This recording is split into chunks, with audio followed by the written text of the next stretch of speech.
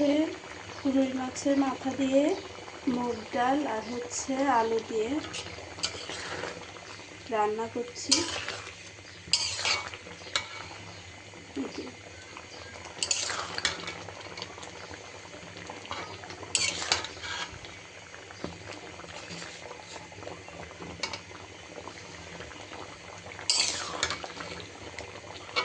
এখানে আদা, জিরা, গোলমরিচ, এলাচ, একটু রসুন বাটা সব কিছু দিয়েছি। দেওয়ার পরে মশলাটা কষে তারপরে ভেজে রাখা আলু আর মুগ ডাল দিয়ে কষাইছি। কষানোর পরে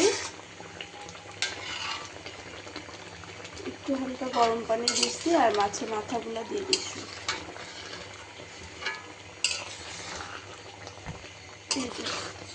এই ঘ্রাণটা কিন্তু অনেক সুন্দর করে হয়েছে, সুন্দর একটা ঘ্রাণ বের হয়েছে।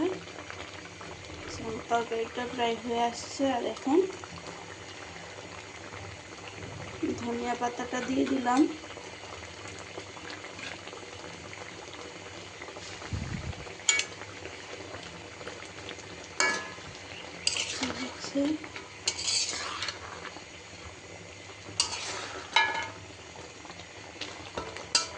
মাছের মাথার তরকারি মুগ ডাল দিয়ে আলু। টাটা।